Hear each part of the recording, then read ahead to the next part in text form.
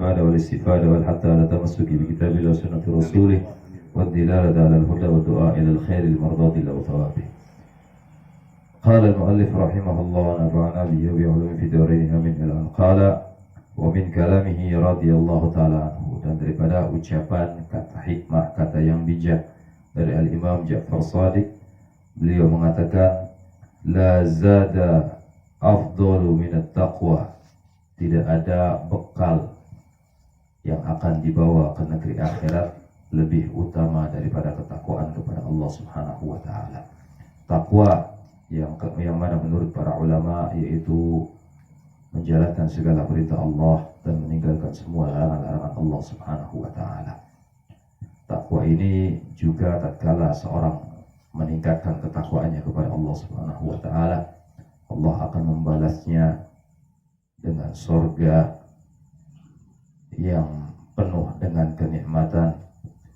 Dikatakan dalam Al-Quran, wasari'u ila maghfiratin min rabbikum wa jannatin 'arduha as-samawati wal ard u'iddat lil muttaqin.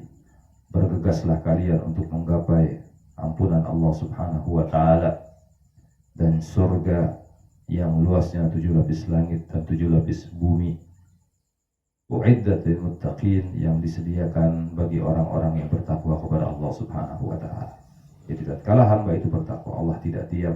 Allah akan memberikan balasan berupa surganya Allah, yang mana kenikmatannya ma la 'ainun ra'at wa la udhun sami'at wa la khatara 'ala qalbi bashar, yang mana kenikmatan surga itu tidak pernah dilihat oleh mata, tidak pernah didengar oleh telinga kita, dan juga tidak pernah dirasakan oleh hati kita.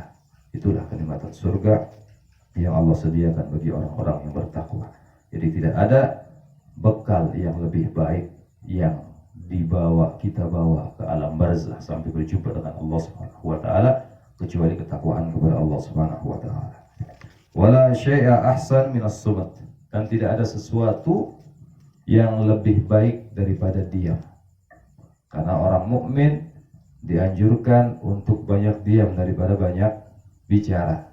Dalam kitab Al-Isti'dad li Yaumil Ma'ad disebutkan bahwasannya penyebab daripada kehancuran umat-umat terdahulu diantaranya adalah fudulul kalam, ya, berlebih dalam ucapan, dalam omongan, ya, ngalor ngidul, ngomong sana ngomong sini, tidak ada maknanya, tidak ada faedahnya. Sering saya katakan bahwasanya Sayyidina Abu Bakar Siddiq radhiyallahu ta'ala anhu selalu menaruh batu di mulut beliau dan tidak mengeluarkannya kecuali beliau ingin mengatakan sesuatu yang berfaedah, yang bermanfaat, yang mengandung pahala di sisi Allah Subhanahu wa taala. Nah, kalau kita tidak, banyak waktu kita buang sia-sia hanya untuk mengucapkan hal-hal yang tidak bermanfaat, yang tidak ada faedahnya, tidak berpahala bagi diri kita. Ya. Maka dari itu beliau mengatakan tidak ada sesuatu yang lebih baik kecuali diam. Kemudian wala adwa adarru minal jahal, wala adwa adarru minal jahal, dan tidak ada musuh yang paling bahaya, ya, kecuali kebodohan. Ya. Jadi tidak ada musuh bagi kita yang lebih bahaya, walaupun kita berperang melawan lawan yang penuh dengan senjata yang lengkap, tapi lebih bahaya lagi tatkala kita berperang melawan kebodohan. Jadi tidak ada musuh yang paling harus kita takuti, ya, kecuali kebodohan. Karena kebodohan kalau dibiarkan terus, maka orang itu akan, naudzubillah, tidak akan bisa selamat di dunia dan juga di akhirat.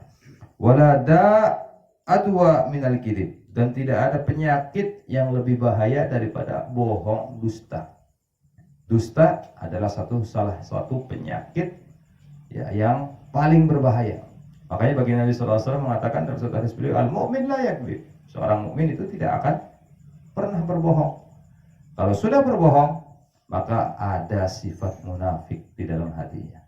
Karena sifat daripada sifatnya orang munafik adalah idza hadatsa kadzaba, apabila dia berucap dia akan berdusta. Wa idza wa'ada akhlafa, dan apabila dia berjanji dia mengingkari janjinya. Wa idza tumina khana, dan apabila diberikan amanat maka dia akan berkhianat. Itulah tanda-tandanya orang munafik. Jadi seorang mukmin tidak akan pernah berbohong. Ya, karena jikalau kita itu berbohong, ya walaupun orang lain tidak tahu kita berbohong, tapi Allah Subhanahu wa taala tetap melihat kita, tetap memperhatikan kita, ya bahwasanya kita itu berbohong. Nah, ini akan diberikan balasan oleh Allah Subhanahu wa taala. Wa min kalamihi radhiyallahu taala, dan juga daripada ucapan beliau, idza sami'tum min muslim kalimatan, dan apabila kamu mendengar sesuatu dari mulutnya orang mukmin, orang muslim, sesuatu yang tidak mengenakan kamu, fahmiluha ala ahsani ma tajidun, maka tafsirkanlah ke hal yang baik. Oh, si fulan bin fulan ini orangnya ya nggak beres ini.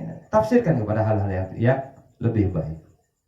Hatta idza lam tajidu laha mahmalan, dan kalau tidak bisa, sudah mentok, dikatakan orang ini jelek padahal dia itu orang baik, sampai mentok tidak ada jalan keluar lagi, ya maka falumu anfusakum. Nah, maka kembalikan kepada diri kamu.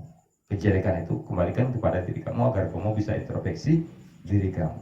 Jangan kamu membalas, jangan kamu dongkol emosi tatkala kamu dimaki oleh orang lain, tapi kembalikan. Ya mungkin memang saya demikian. Kalau memang saya tidak melakukan itu, oh mungkin ini pelajaran buat saya. Barangkali nanti ke depannya saya bisa ngerem. Kalau ada kejadian demikian, saya tidak akan melakukan hal seperti yang dikatakan oleh muslim tadi. Orang muslim tadi. Ya.